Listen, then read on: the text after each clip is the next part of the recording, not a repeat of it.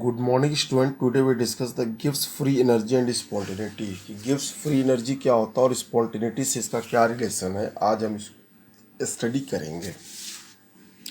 ठीक है, तो गिव्स एनर्जी के बारे में पहले पढ़ते हैं कि गिव्स एनर्जी है क्या। It is measure of capacity of a system to do maximum useful work, the useful work done by the system during the process. कह रहा है कि जो गिव्स फ्री एनर्जी है ये कैपेसिटी ऑफ सिस्टम है to do maximum useful work, कि हम मेजर करते हैं गिव्स फ्री एनर्जी में कि कोई भी सिस्टम कितना मैक्सिमम वर्क कर सकता है।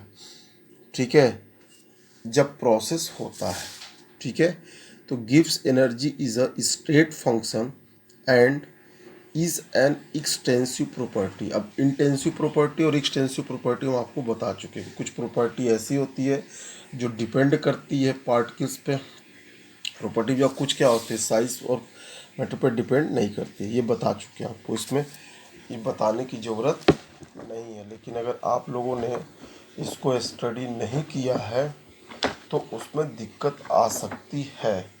तो आप लोगों को जानने के लिए हम एक बार और बता दे रहे हैं, ठीक है, कि एक्सटेंसिव और इंटेंसिव प्रॉपर्टी है क्या।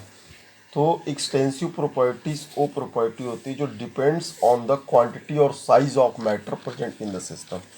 कि एक्सटेंसिव प्रॉपर्टी है जो डिपेंड करती है किस पे, quantity and size of matter which present in the system, और एक्सटेंसिव जो डिपेंड नहीं करती है।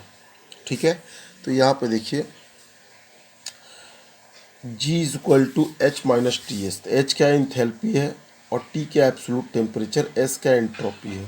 यानी पहले देखिए इंथैल्पी और इंथैल्पी चेंज, एंट्रोपी चेंज पढ़ चुके हैं। ठीक है, अब हम यहाँ पे क्या करें, दोनों को चेंजेस को एक साथ पढ़ेंगे। तो नया हमारा स्टेट फंक्शन है गिव्स एनर्जी, इसको इंट्रोड्यूस यहाँ किया गया है। तो a change take places at constant temperature and constant pressure.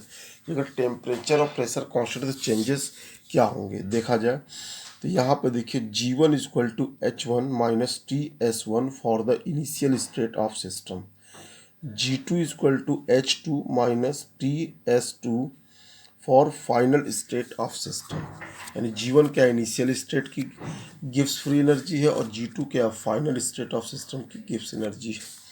ठीक, H1 क्या है enthalpy change initial state, S1 क्या है एंट्रोपी ऑफ इनिशियल स्टेट। यहाँ पे H2 जो है enthalpy change final state, S2 क्या है entropy change of final state. अब इन लोग का चेंज निकालेंगे तो G2 minus G1 is equal to H2 minus H1 minus T दोनों कॉमन है, H2 माइनस S1। ठीक है, तो यहाँ पे हमारा इक्वेशन जो बन जाएगा delta G is equal to delta H minus T delta S, यानी चेंज इन गिव्स energy is equal to enthalpy change minus T entropy change. ये इक्वेशन नंबर 1। अब इस इक्वेशन नंबर 1 को, इस इक्वेशन नंबर 1 को क्या कहते हैं, गिब्स हैमिल्टोस इक्वेशन, या सिंपली कह सकते हैं गिब्स इक्वेशन। तो हमारा equation number 1 delta G equal to delta H minus T delta S हमारा क्या है, गिब्स इक्वेशन या गिब्स हैमिल्टोस इक्वेशंस है। तो delta G is measure of the spontaneity for the chemical reaction, कि जितने भी केमिकल रिएक्शन होते हैं उन केमिकल रिएक्शन में डेल्टा G के चेंज को हम देख के स्पॉन्टेनिटी को फाइंड आउट कर सकते हैं। ठीक है, तो चलिए देखते हैं free energy change and non mechanical work, की फ्री एनर्जी चेंज होती है और नॉन मैकेनिकल वर्क यानी यूजफुल वर्क में रिलेशंस क्या है। ठीक है, तो हम बात करेंगे कि the relationship between that absorb by a system Q, यानी कह रहा है कि relationship between heat absorb by the system, की सिस्टम जो हीट को एब्जॉर्ब करता है उसमें रिलेशनशिप, और द चेंज इन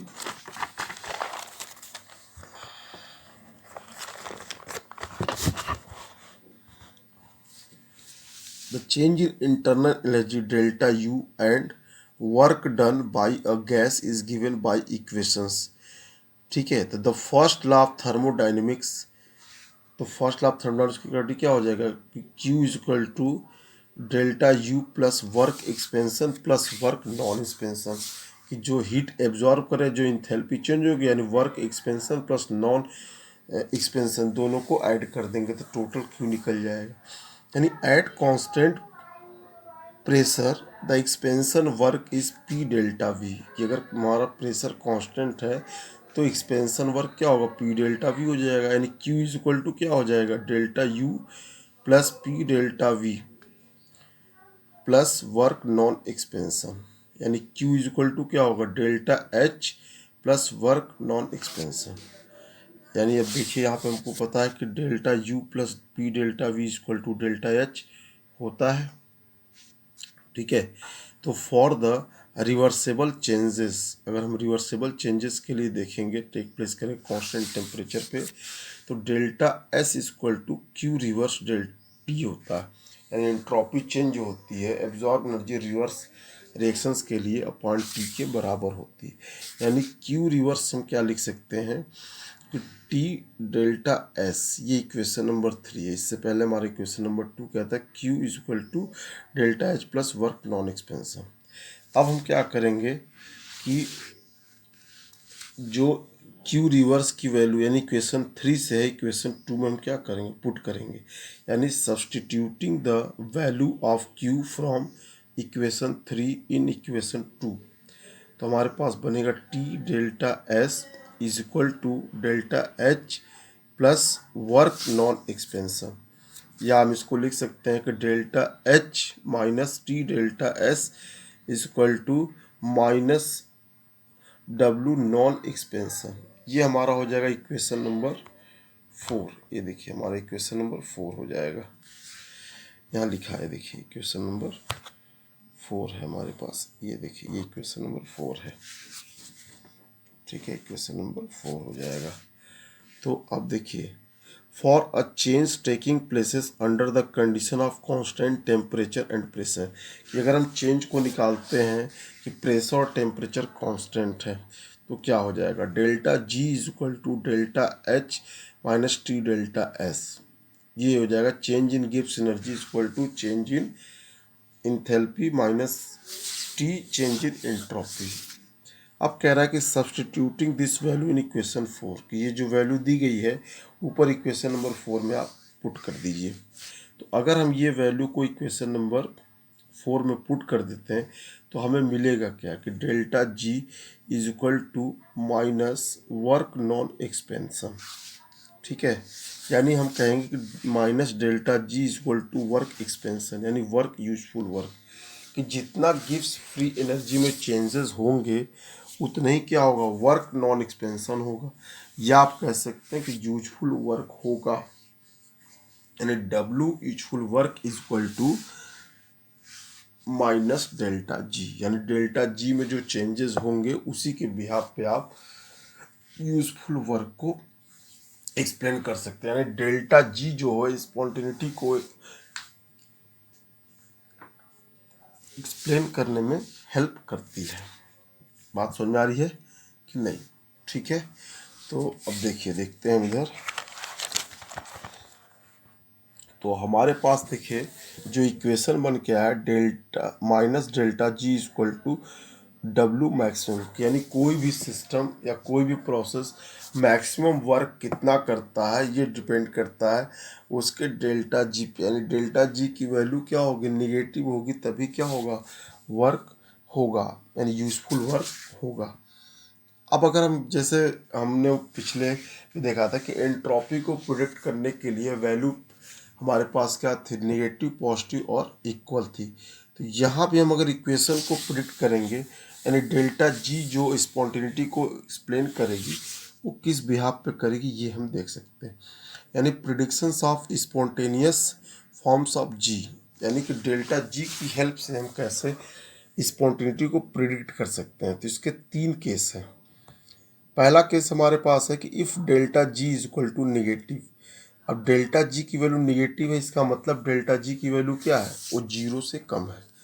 तो delta G is equal to negative यानी delta G is less than 0, यानी डेल्टा जी की वैल्यू 0 से कम है, इसीलिए इसकी वैल्यू क्या है, माइनस में है। तो माइनस में है तो इसका मतलब क्या है कि द प्रोसेस इज स्पॉन्टेनियस। तो दिया गया प्रोसेस क्या है, या इक्वेशन क्या स्पॉन्टेनिटी को रिप्रेजेंट करता है अगर डेल्टा जी की वैल्यू निगेटिव है या 0 से उसकी वैल्यू कम है। दूसरा केस हमारे पास है, if delta G is equal to positive. Delta G equal to positive का मतलब क्या हुआ कि डेल्टा जी की वैल्यू क्या होगी, ग्रेटर देन जीरो। जब डेल्टा जी की वैल्यू ग्रेटर देन जीरो होगी, इसका मतलब कि the direct process is non spontaneous and reverse process में बी स्पॉन्टेनियस। कि कह रहा है कि प्रोसेस तो आपका क्या है, नॉन स्पॉन्टेनियस है, लेकिन अगर रिवर्स करेगा तो मे भी हो सकता है स्पॉन्टेनियस हो, कब, डेल्टा जी की वैल्यू जब पॉजिटिव होगी। ठीक है, इसके बाद हमारे पास देखिए क्या है कि delta G is equal to zero. तो जब डेल्टा जी की वैल्यू जीरो होगी, इसका मतलब क्या है कि हमारा प्रोसेस क्या है, इक्विलिब्रियम पे है। ठीक है, तो डेल्टा जी की वैल्यू जीरो मतलब इक्विलिब्रियम पे होगा, यानी गिब्स एनर्जी क्या होगी, डेल्टा जी की जीरो। तो इस तरीके से डेल्टा जी की वैल्यू निगेटिव, पॉजिटिव और जीरो कुछ भी हो सकता है। तो इसकी हेल्प से हम स्पॉन्टिनिटी को हम रिप्रेजेंट करते हैं। ठीक है, तो इस तरीके से आपका ये चैप्टर कंप्लीट हुआ, जो रिकमेंडेड सिलेबस है इस वर्ष का। ठीक है, तो इसको कंप्लीट करके आप हमें कंप्लीट चैप्टर को पीडीएफ बना के हमारे व्हाट्सएप नंबर पर डाल दीजिएगा। ठीक है, तो ये रहा हमारा पूरा थर्मोडायनेमिक्स कंप्लीट हुआ। Thank you student.